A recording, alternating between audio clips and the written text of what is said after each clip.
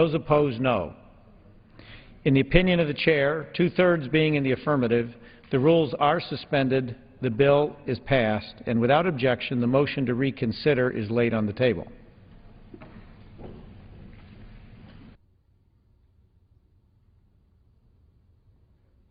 For what purpose does the gentleman from Virginia seek recognition? Mr. Speaker, I move to suspend the rules and pass H.R. 1206. The clerk will report the title of the bill. Union Calendar number 43, H.R. 1206, a bill to grant the Secretary of the Interior permanent authority to authorize states to issue electronic duck stamps and for other purposes. Pursuant to the rule, the gentleman from Virginia, Mr. Whitman, and the gentlewoman from California, Ms. Napolitano, each will control 20 minutes. The Chair recognizes the gentleman from Virginia. Mr. Speaker, I ask unanimous consent that all members may have 5 legislative days to revise and extend their remarks and include extraneous materials on the bill under consideration. Without objection.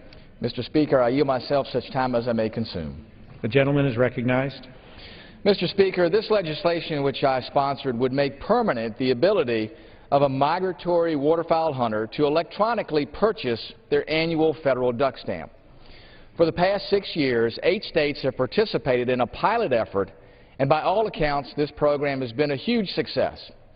Many Americans have been able to enjoy the convenience of using their own personal computer to purchase a federal duck stamp online, and in some cases to obtain that required document the evening before a duck hunt. And, Mr. Speaker, I can tell you from experience and knowing that people want that opportunity, that timeliness is a factor in people being able to enjoy waterfowl hunting. In August of 2011, the U.S. Fish and Wildlife Service submitted a report to Congress which stipulated that the e-duck stamp program has proven to be a practical method that is readily accepted by the stamp buying public. E-stamps now account for more than 20% of all duck stamp sales, which demonstrates widespread acceptance of this sales option.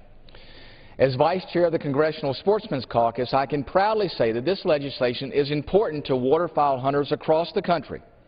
H.R. 1206 is supported by the Congressional Sportsmen's Foundation and Ducks Unlimited.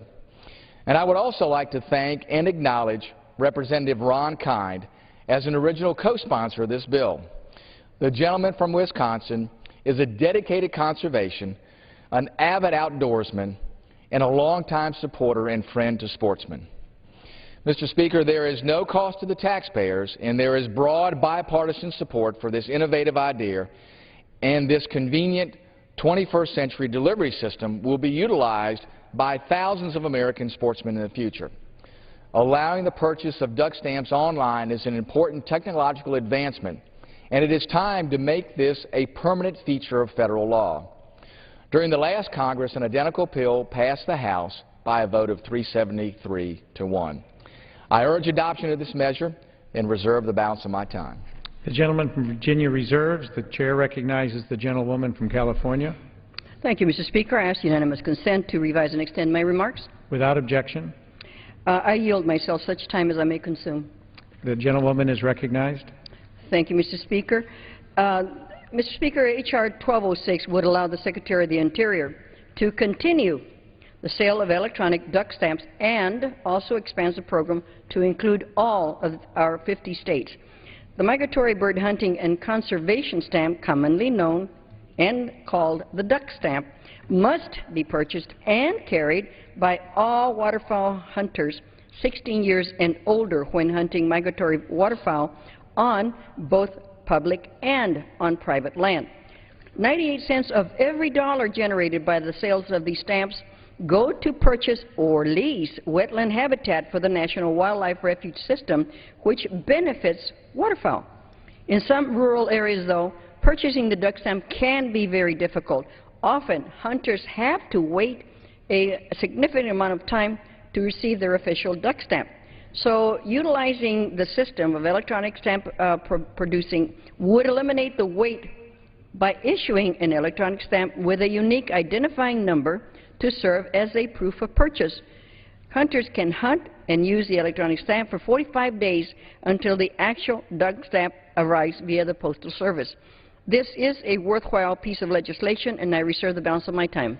The gentlewoman reserves her time. The chair recognizes the gentleman from Virginia. Mr. Speaker, may I inquire if the minority has any more speakers? No, sir, not on this bill. Okay. With that, Mr. Speaker, I yield back the balance of my time. The gentleman yields back. The chair recognizes the gentlewoman from California. Okay.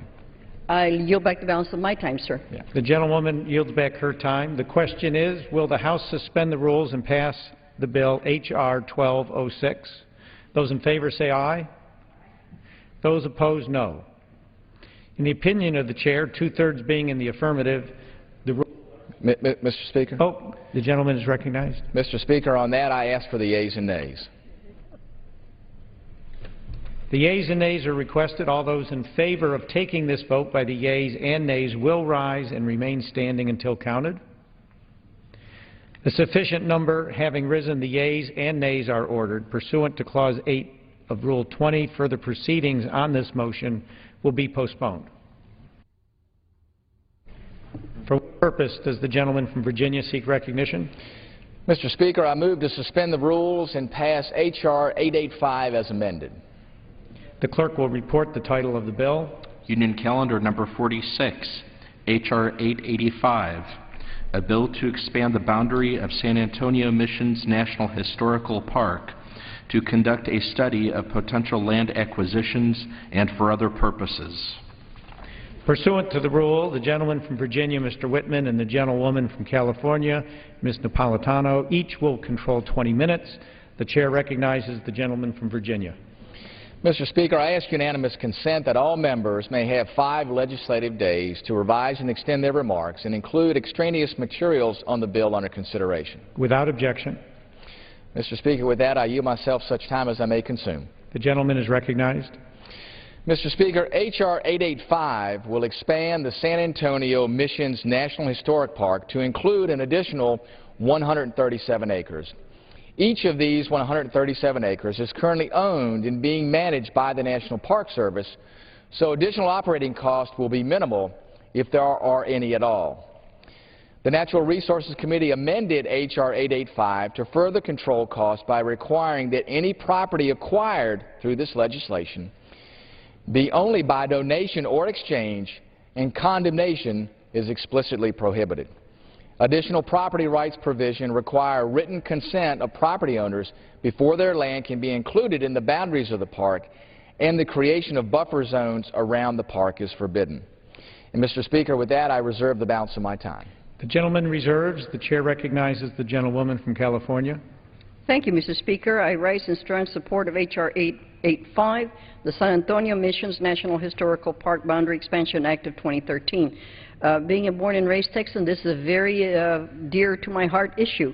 I do want to thank Congressman Lloyd Doggett and the entire bipartisan San Antonio delegation for pushing this very important piece of legislation forward. This is the 3rd time the House has considered legislation to expand the San Antonio Missions. Hopefully, the 3rd time will be the charm. Currently, there are 137 acres of land managed by the National Park Service that are not part of the existing San Antonio Missions National Historical Park. Expanding the boundaries of the park will ensure that these cultural and archaeological resources are protected. Mr. Doggett has been involved in this legislation since the proposal first came before us several years ago. I'm not sure when. Though I know that he would have preferred a broader bill that included a study of the additional potential park areas, I thoroughly appreciate his efforts to work with our Republican colleagues to obtain a bill that they can support. It's a very unique place, and I can appreciate Mr. Doggett's commitment to getting this legislation approved, and I look forward to working with him on this. Again, this is a very important bill for Texans, and I urge your support. Thank you for your time, and I reserve the remainder of my time. The gentlewoman reserves. The chair recognizes the gentleman from Virginia. Mr. Speaker, I reserve the balance of my time. The gentleman reserves. The chair recognizes the gentlewoman from California. I yield as much time as he may consume to the sponsor of this piece of legislation, the gentleman from Texas, Mr. Lloyd Doggett. The gentlewoman yields, and the chair recognizes the gentleman for as long as he wishes to speak on this issue. Thank you, Mr. Speaker, and thank you to my colleague from California who has ties directly to San Antonio and appreciates the importance of this legislation. I do rise in support of the San Antonio Missions National Historic Park Boundary Expansion Act, the full name, a measure that has enjoyed the support of all of the members of the Texas delegation who represent a part of Bexar County. The bill does expand the park by 137 acres. The Spanish missions in San Antonio are truly a unique treasure for us as Texans, but for all Americans. The Missions National Historic Park preserves the largest collection of Spanish colonial resources anywhere in the United States.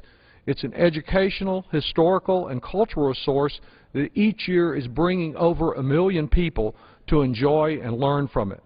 The park is important to the understanding of Texas and the development of the United States, and of course it has a significant impact on San Antonio and Bexar County economically.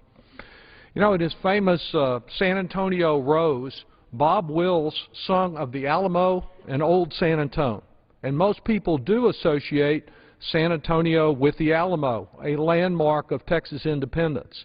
But in addition to the Alamo, there are 5 remaining Spanish missions in San Antonio. The Alamo lies just north of these 4 missions that compose the Missions National Historical Park. All of them date back to the 1600s, 1700s, the oldest one to 1690, and they were built when the first of 6 flags flew over Texas as Spanish colonialists settled San Antonio, then on the frontier with the Comanches. The missions reached out to a number of local Native American tribes, teaching them trades and crafts. The missions do reflect the original Old San Antone. Thanks to the leadership of Bexar County Judge Nelson Wolf, there's now a great new Mission Reach trail that connects from near the Alamo to all 4 missions within the park. It's possible to walk or cycle that trail along the San Antonio River from the excitement of downtown first to Mission Concepcion. Next up is the larger Mission San Jose, site of so many gatherings. Recently I joined Father Tony Posadas, Andrew Anguiano, a neighborhood association president Armando Cortez, and thousands of people who gathered there for the annual Mission Fest. Nearby is Mission San Juan Capistrano, a very narrow white stucco building, beautiful with its simplicity. Archbishop Gustavo Garcia Siller, Father David Garcia, and Father Jim Galvin recently reopened that mission after an impressive and complex restoration effort. Each of these missions is a working parish church, relying on their parishioners and fully restored thanks to the leadership of Father Garcia. Working closely with him is a group called Los Compadres, a group of committed citizens who've raised over $1 million for the continued restoration and preservation of the missions, led by Pamela Bain and Executive Director Susan Chandola. Their annual Music Under the Stars concert at Mission San Jose is a great way to experience the park. And thanks to the leadership of State Representative Joe Farias, park visitors also benefit now from a newly dedicated Veterans Memorial Bridge in the historic Bergs Mill area.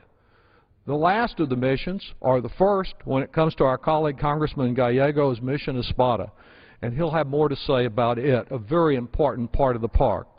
Among the many community partners who have joined with us in the delegation for park expansion are Susan Snow, the World Heritage Coordinator of the National Park Service, Suzanne Dixon with the National Parks Conservation Association, Bexar County Commissioners Tommy Atkinson and Chico Rodriguez, Shannon Miller with the city's Historic Preservation Office, Suzanne Scott with the River Authority, and Marco Barras with the San Antonio Tourism Council.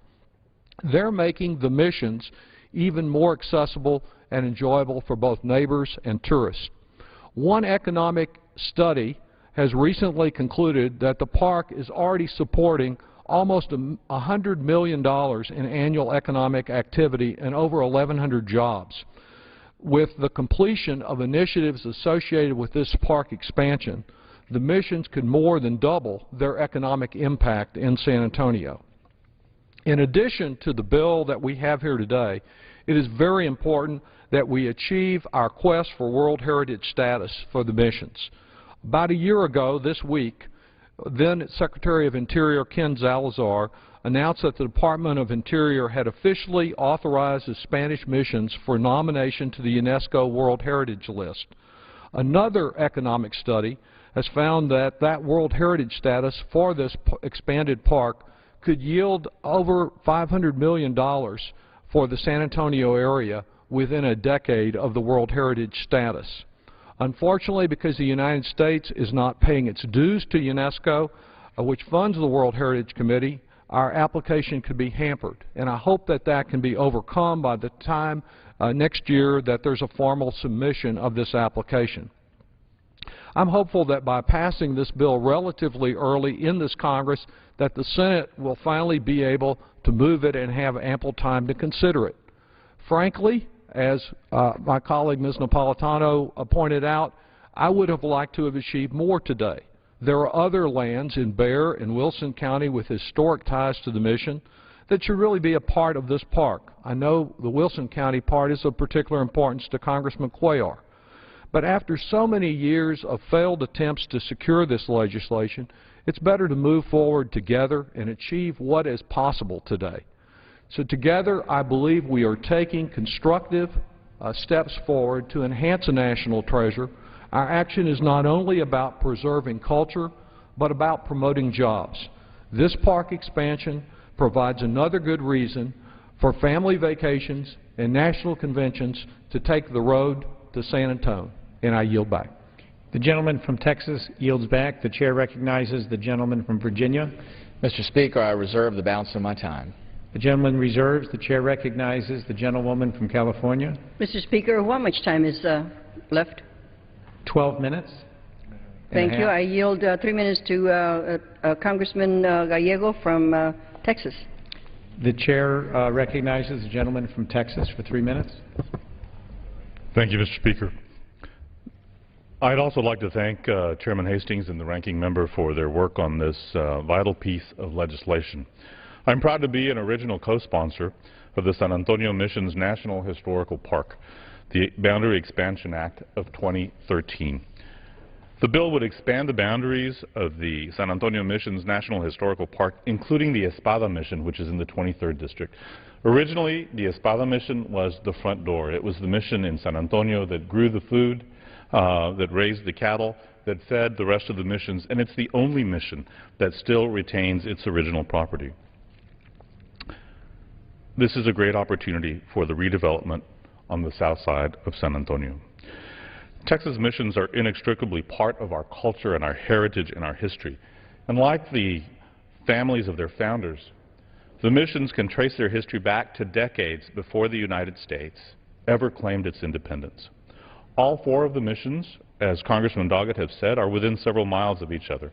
And individually, they're marvels of architecture and history, but together, they're an incomparable treasure, allowing each of us the opportunity to come face with our nation's proud past. Enacting this legislation is critical to the completion of the world-famous San Antonio Mission Trail, which is a national example of public and private cooperation. The community needs the resources and the expertise of the National Park Service, and yet the National Park Service could not operate without the investment of time and money by the local community.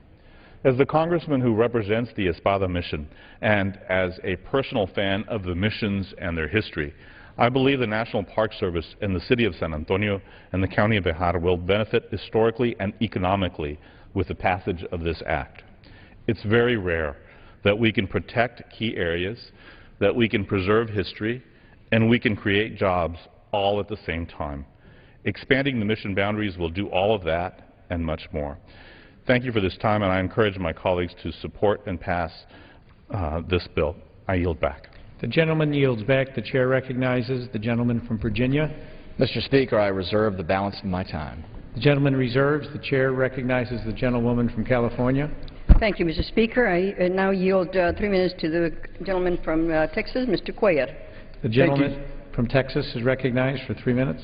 Thank you, Mr. Speaker, and I want to thank the gentlewoman from California and also the chairman also. Speaker, I also rise to encourage my colleagues to support the San Antonio Missions National Historical Park Boundary Expansion Act. I want to thank in particular my colleague, Representative Lloyd Doggett, who's taken the leadership on this particular bill, along with the entire San Antonio delegation, Congressman Gallego, Congressman Castro, and Congressman Lamar Smith, all in a bipartisan way to make sure that the entire San Antonio delegation is working together to make sure this legislation passes. The San Antonio missions are a crucial piece of history to the state of Texas, and we have to make sure that the National Park Service has the ability to make needed improvements to the park and the ability to expand the areas under its protection. The lands operated by the National Park Service reflect our nation's historical treasures and tell the story of our country, and it is important that the Texas history is preserved, included among them. The San Antonio Missions National Historic Park is the home to 4 Spanish frontier missions, first established in the 1600s. The park was established by the National Park Service in 1975. However, over the past 37 years, the needs and the scope of the park requires this legislation. This bill will authorize the transfer of 137 acres by the San Antonio River Authority, Bexar County, the City of San Antonio, to the National Park Service. This land transfer will allow for the expansion of mission parks, which I used to represent some time ago, which is, again, is needed to ensure that these parks are accessible and serving the public to the fullest extent possible. I'm proud and pleased to have this important legislation considered today, and we must preserve our nation's treasures for many years. I know the part missing is the Wilson County. We're hoping that we can continue working to make sure that we include that sometime in the future, but we must continue working together now. Mr. Speaker, I want to thank you for the consideration of this legislation, and I urge all my colleagues to vote yes on this underlying bill. And I thank you, and I yield back the balance of my time. The gentleman yields back. The chair recognizes the gentleman from Virginia. Mr. Speaker, I'd like to advise the gentlelady from California that I have no other speakers and am prepared to yield back the balance of my time if she is prepared to do the same. The gentleman yields back, and the gentlewoman yields back. One statement. I do urge my colleagues to help support this legislation. It is critical to help Texas preserve such a national treasure that all of us have seen in the movies and heard about and read about. And I do yield the balance of my time. The gentlewoman yields back. Mr. Speaker, I yield back the balance of my time. The gentleman yields back. So the question is, will the House suspend the rules and pass the bill H.R. 885? Those in favor say aye. Oh, as amended. Those in favor say aye. Those opposed, no. In the opinion of the chair, 2/3 being in the affirmative, the rules are suspended, the bill is passed, and without objection, the motion to reconsider is laid on the table. Without objection, the title is amended. The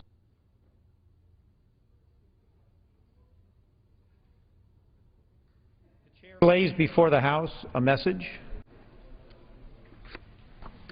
To the Congress of the United States, pursuant to the International Emergency Economic Powers Act, IEEPA, I hereby report that I have issued an executive order, the order that takes additional steps with respect to the national emergency declared in Executive Order 12957 of March 15, 1995, and implements certain statutory requirements of the Iran Freedom and Counter-Proliferation Act of 2012, which amends the Comprehensive Iran Sanctions, Accountability, and Divestment Act of 2010.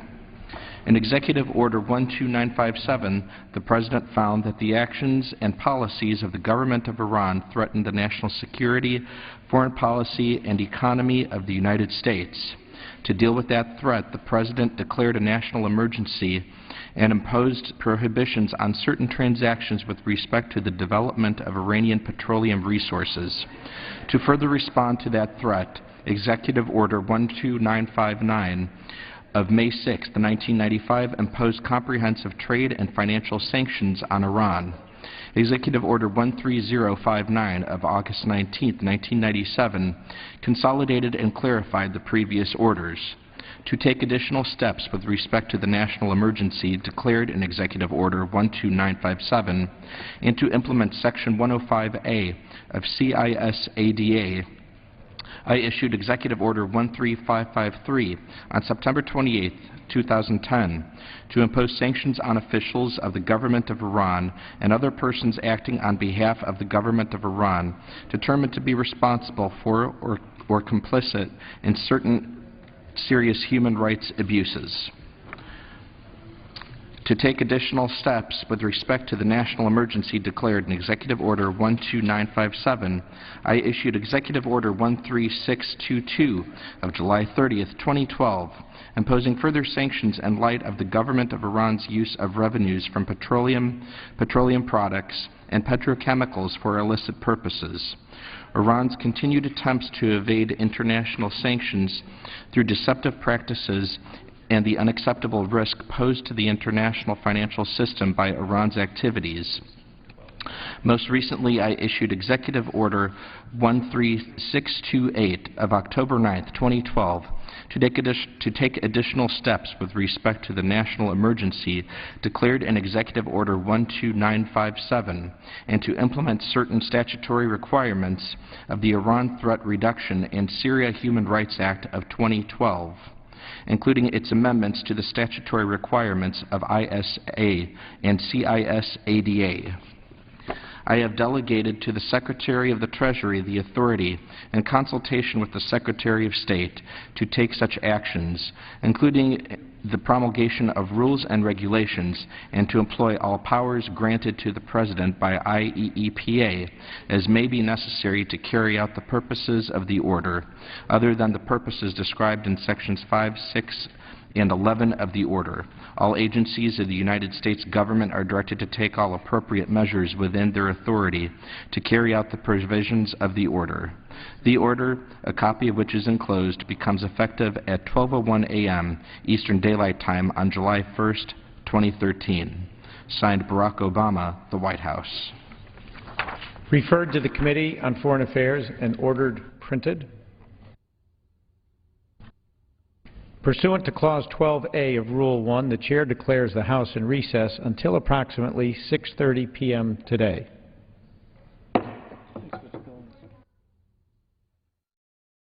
The House of